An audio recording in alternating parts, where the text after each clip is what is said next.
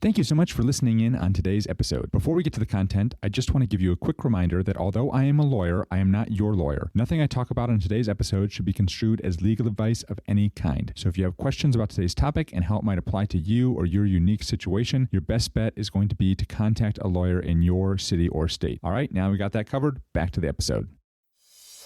Welcome to another episode of the Legal Gym Podcast, where we provide practical tips and strategies to help you start, build, grow, and, of course, legally protect your own online business. And now, here's your host, trademark lawyer Jim Hart.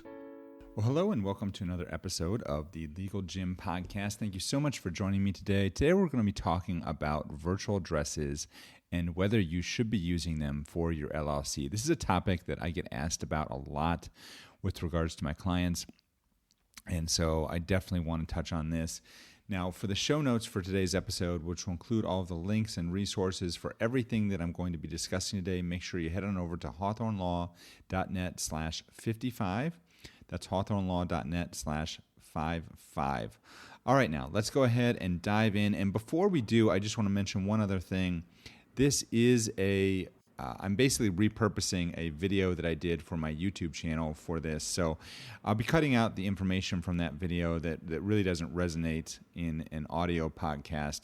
But if you want to watch the whole video, I will include a link in the show notes page to watch the entire video. So this is kind of a section of that video. All right, let's do it. Today I want to share with you what a virtual address is and how you can use one to totally transform and revolutionize the way you do business. Ready?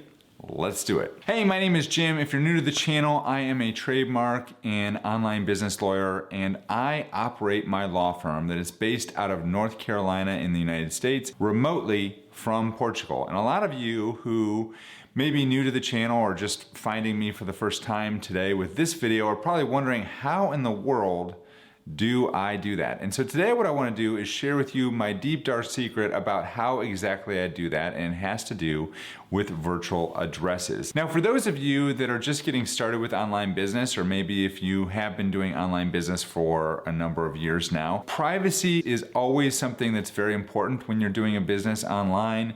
You probably want the freedom to be able to work from wherever and whenever you want. You want the freedom to be able to move around if that's something that you want to do. And you know, the whole idea of building an online business is so that you're not tethered to this one physical location in your city or state where you have to do all your business from. And I know for me as a lawyer, that was something that I really struggled with, because I knew as a lawyer, I was basically tying myself to Wake County, North Carolina, where I was practicing, and I had to be in court and I had to do all these things. And really, I didn't have the freedom to move about and go where I wanted to go. Well, COVID changed all of that and allowed me to basically build a business, build a law firm that allows me to work from wherever I want in the world. And right now, where I'm choosing to work is Lisbon, Portugal. There is the time change. You really can't do anything about that. If you figure out a way to make it so that I can be working from Lisbon and still be on the same time zone as the United States, I would love to hear from you, because I think that would be an amazing invention. But as far as I know, physically, without altering the space-time continuum, I'm pretty sure that's never going to be possible. So now, if you're thinking about starting, or again, if you're already building an online business and you do not use a virtual address, then here's what could potentially happen to you. Number one, it makes you look unprofessional. When somebody goes to your website and they look to see where your business is located, you're either not going to have an address, which you really need to have on some of the legal documents that you put on your website, or you're going to have your home address. If you're concerned about privacy, you probably don't want to use your home address. And if you're using that address for purposes like as your registered agent and different things like that, then that can also get you into trouble. Where do you go from there? Well, you go to a virtual address. And there's two main types of virtual addresses that you can use. There is a virtual workplace or virtual business address, and there is a virtual mailbox. Now, for me, working here in Portugal, I use a virtual mailbox. Now, what is a virtual mailbox? It's basically a company that you use that will scan your mail for you, and they can email that to you. And in the case of the company that I use, it's Earth Class Mail. and they actually scan in all my mail, and I get a notification on my phone, and I can go to their app and I can look at the mail, I can archive it, I can delete it, I can have it forwarded to somebody else. If I receive checks, they can deposit the checks for me. If I receive something like a credit card or something in the mail, they can forward it to me if I want them to do that. So there's a lot of different options, and it really allows me to work remotely from anywhere and still get access to all my mail without any concerns at all. And frankly, if I were to move back to the United States, I probably would still use a virtual address, because it makes it so that you're not getting a whole lot of mail in your physical mail address. You don't have to check the mail every day. They filter through all the spam that you might get, or all the catalogs and things like that you don't want to get. So it actually is very convenient in that respect. Now, a virtual office, on the other hand, may still offer many of the benefits that a virtual mailbox will offer, but they're also going to offer basically virtual office space that you can use anytime you might need that space. So if you need to have a day office that you want to go in and get some work done in an office environment because you can't work from home on a specific day, they've got that. If you need conference room space, they've got that. If you need administrative support or somebody to answer your phones, they may have that also. So those are the main differences. So you've got the virtual mailbox on one hand, and you've got the virtual office on the other. Now let's talk about why you may want to think about using a virtual address of some sort for your business. Well, there's really several reasons. And the first reason we've already touched on, it's privacy.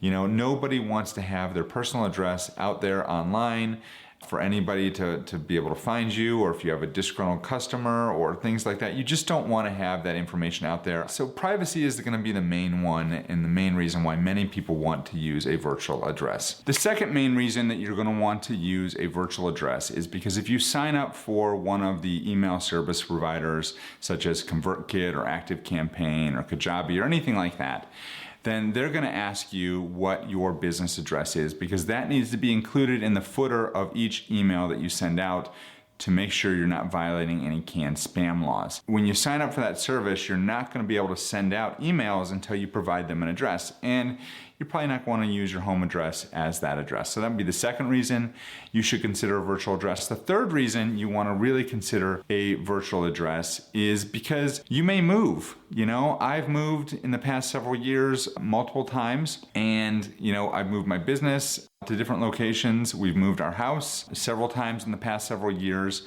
And when you have a virtual address, then it's one less thing you need to worry about dealing with to file additional paperwork to update your address with the Secretary of State, to update your address with the post office, to update your address with your customers and clients.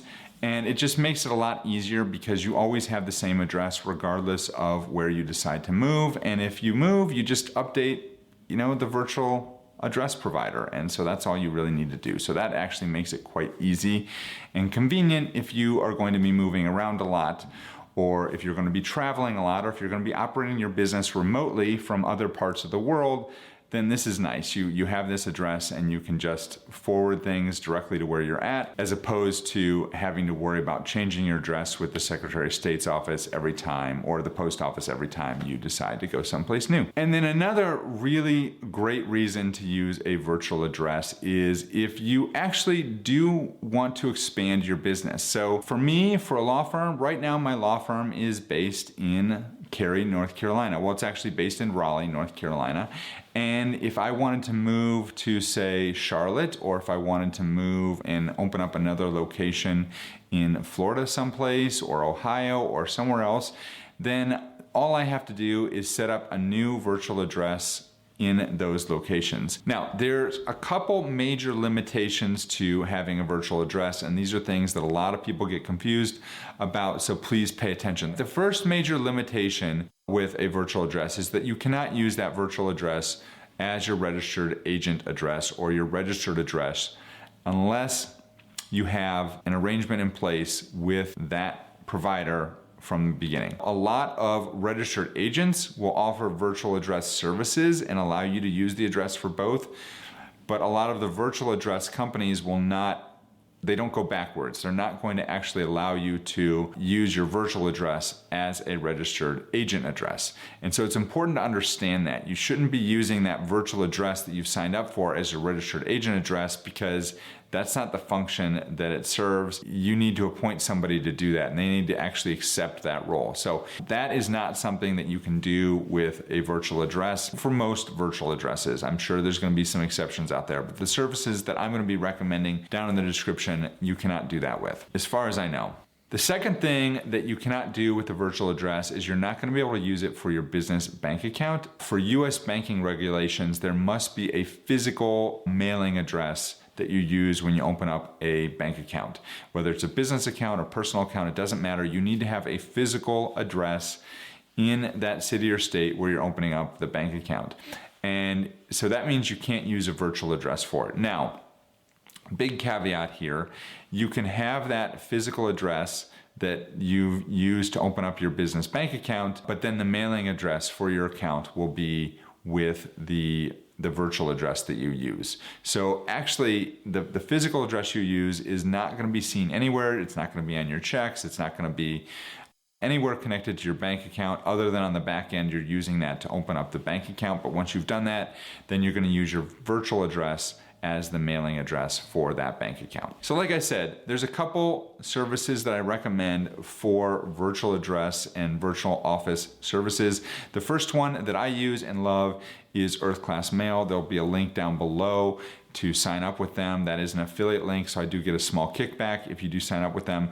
The other option that I would recommend for virtual office services is Alliance Virtual Offices, and there's going to be another link down there below to that service. Again, that's an affiliate link. Look at it when you're just getting started.